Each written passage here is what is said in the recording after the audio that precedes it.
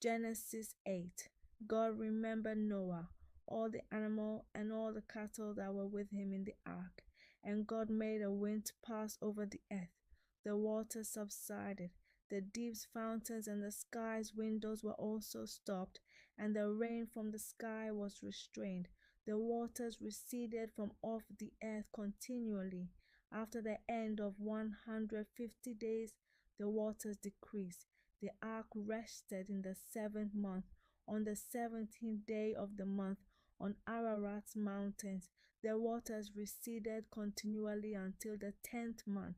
In the 10th month, on the first day of the month, the tops of the mountains were seen. It happened at the end of 40 days that Noah opened the window of the ark which he had made, and he sent forth a raven. It went back and forth until the waters were dried up from off the earth. He sent forth a dove from him to see if the waters were abated from off the surface of the ground. But the dove found no place to rest her foot, and she returned to him into the ark. For the waters were on the surface of the whole earth. He put forth his hand, and took her, and brought her to him into the ark. He stayed yet another 7 days, and again he sent forth the dove out of the ark. The dove came back to him at evening, and behold, in her mouth was an olive leaf plucked off. So no one knew that the waters were abated from off the earth. He stayed yet another 7 days, and sent forth the dove, and she didn't return to him any more. It happened in the 601st year, in the 1st month, the first day of the month. The waters were dried up from off the earth. Noah removed the covering of the ark and looked. He saw that the surface of the ground was dried. In the 2nd month, on the 27th day of the month, the earth was dry. God spoke to Noah, saying, Go forth from the ark, you and your wife, and your sons and your sons' wives with you. Bring forth with you every living thing that is with you of all flesh, including birds, cattle, and every creeping thing that creeps on the earth, that they may breed abundantly in the earth, and be fruitful and multiply on the earth. Noah went forth with his sons, his wife, and his sons' wives with him. Every animal, every creeping thing, and every bird, whatever moves on the earth after their families, went forth out of the ark. Noah built an altar to Yahweh, and took of every clean animal and of every clean bird, and offered burnt offerings on the altar. Yahweh smelled the sweet savor. Yahweh said in his heart, I will not again curse the ground any more for man's sake, because the imagination of man's heart is evil from his youth. Neither will I ever again strike everything living as I have done, while the earth remains, seed time and harvest, and cold and heat, and summer and winter, and day and night shall not cease. Genesis 9. God blessed Noah and his sons, and said to them, Be fruitful and multiply and replenish the earth. The fear of you and the dread of you will be on every animal of the earth, and on every bird of the sky. Everything that the ground teems with, and all the fish of the sea are delivered into your hand. Every moving thing that lives will be food for you. As the green herb, I have given everything to you, but flesh with the life of it, the blood of it, you shall not eat. I will surely require your blood of your lives. At the hand of every animal I will require it. At the hand of man, even at the hand of every man's brother, I will require the life of man. Whoever sheds man's blood, by man will his blood be shed. For in the image of God made he man. Be fruitful and multiply. Bring forth abundantly in the earth, and multiply in it.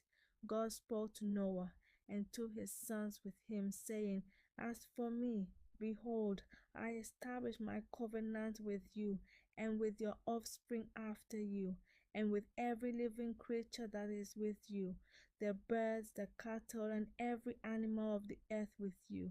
of all that go out of the ark, even every animal of the earth. I will establish my covenant with you. Neither will all flesh be cut off any more by the waters of the flood, neither will there any more be a flood to destroy the earth.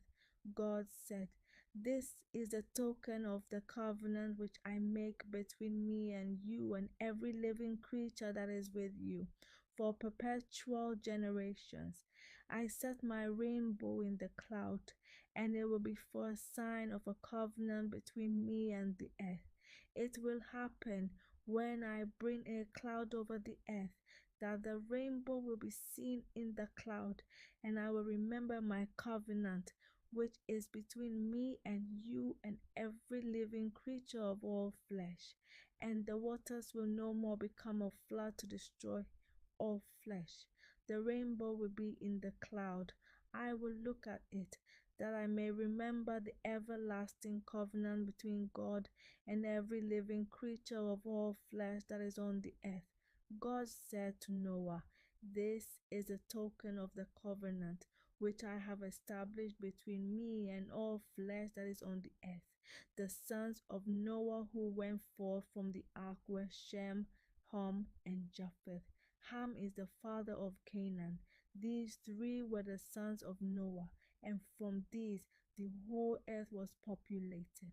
Noah began to be a farmer and planted a vineyard. He drank of the wine and got drunk. He was uncovered within his tent. Ham, the father of Canaan, saw the nakedness of his father and told his two brothers outside. Shem and Japheth took a garment and laid it on both their shoulders, went in backwards, and covered the nakedness of their father. Their faces were backwards, and they didn't see their father's nakedness. Noah awoke from his wine and knew what his youngest son had done to him. He said, "Cursed be Canaan, a servant of servants will he be to his brothers." He said, "Blessed be Yahweh, the God of Shem. Let Canaan be his servant." God enlarged Japheth. Let him dwell in the tents of Shem. Let Canaan be his servant. Noah lived 350 years after the flood.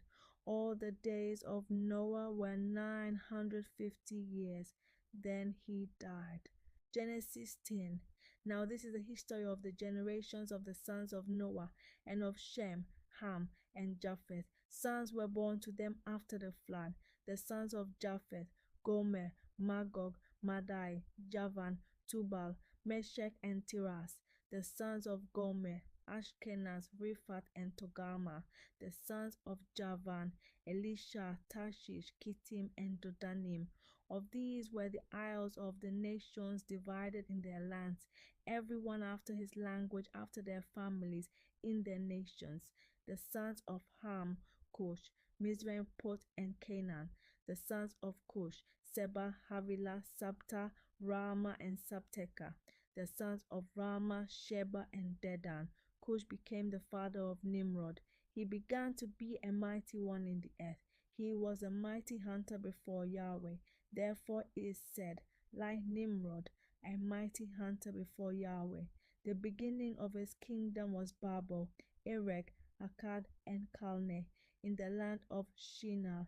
Out of that land he went forth into Assyria, and built Nineveh, Rehoboth, Ir, Calah, and Resem between Nineveh and Calah. The same is the great city.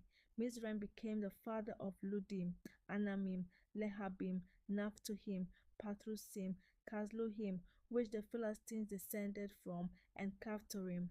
Canaan became the father of Sidon, his firstborn, Heth, the Jebusite, the Amorite, the Girgashite, the Hivite, the Arkite, the Sinite, the Arvadite, the Zemarite, and the Hamathite. Afterward, the families of the Canaanites were spread abroad. The border of the Canaanites was from Sidon, as you go toward Gerar, to Gaza, as you go toward Sodom, Gomorrah, Admah, and Zeboim, to Lasha. These are the sons of Ham, after their families, after their languages, in their lands, in their nations. To Shem, the father of all the children of Eber, the elder brother of Japheth. To him also were children born, the sons of Shem, Elam, Ashur, Arpachshad, Lud, and Aram. The sons of Aram, Oz, Hul, Gether, and Mash. Arpachshad became the father of Shelah. Shelah became the father of Eber. To Eber were born 2 sons. The name of the one was Peleg, for in his days was the earth divided. His brother's name was Joktan. Joktan became the father of Amodad, Shelef, Hazarmavet, Jerah, Hadoram, Uzal, Dikla, Obal, Abimael, Sheba, Ophir, Havilah, and Jobab. All these were the sons of Joktan. Their dwelling was from Mesha, as you go towards Sephar, the mountain of the east. These are the sons of Shem, after their families, after their languages, in their lands, after their nations. These are the families of the sons of Noah, after their generations, in their nations. Of these were the nations divided in the earth after the flood. Genesis 11. The whole earth was of one language and of one speech. It happened as they journeyed east that they found a plain in the land of Shinar, and they lived there. They said one to another, "Come, let's make brick and burn them thoroughly." They had brick for stone, and they used tar for mortar. They said, "Come, let's build us a city and a tower whose top reaches to the sky, and let's make us a name, lest we be scattered abroad on the surface of the whole earth." Yahweh came down to see the city and the tower which the children of men built. Yahweh said, "Behold, they are one people, and they have all one language, and this is what they begin to do. Now nothing will be withheld from them, which they intend to do. Come, let's go down." And they confused their language, that they may not understand one another's speech. So Yahweh scattered them abroad from there on the surface of all the earth. They stopped building the city. Therefore the name of it was called Babel, because Yahweh confused the language of all the earth there. From there, Yahweh scattered them abroad on the surface of all the earth. This is the history of the generations of Shem. Shem was 100 years old and became the father of Arpachshad 2 years after the flood. Shem lived after he became the father of Arpachshad 500 years and became the father of sons and daughters. Arpachshad lived 35 years and became the father of Shelah. Arpachshad lived after he became the father of Shelah 403 years and became the father of sons and daughters. Shelah lived 30 years and became the father of Eber. And Shelah lived after he became the father of Eber 403 years and became the father of sons and daughters. Eber lived 34 years and became the father of Peleg. Eber lived after he became the father of Peleg 430 years and became the father of sons and daughters. Peleg lived 30 years and became the father of Reu. Peleg lived after he became the father of Reu 209 years and became the father of sons and daughters. Reu lived 32 years and became the father of Serug. Reu lived after he became the father of Serug 207 years and became the father of sons and daughters. Serug lived 30 years and became the father of Nahor. Serug lived after he became the father of Nahor 200 years and became the father of sons and daughters. Nahor lived 29 years and became the father of Terah. Nahor lived after he became the father of Terah 119 years and became the father of sons and daughters. Terah lived 70 years and became the father of Abram, Nahor, and Haran. Now this is the history of the generations of Terah. Terah became the father of Abram, Nahor, and Haran. Haran became the father of Lot. Haran died before his father Terah in the land of his birth, in Ur of the Chaldees. Abram and Nahor took wives. The name of Abram's wife was Sarai, and the name of Nahor's wife Milcah. the daughter of Haran, who was also the father of Iscah. Sarai was barren. She had no child. Terah took Abram his son, Lot the son of Haran his son's son, and Sarai his daughter-in-law, his son Abram's wife.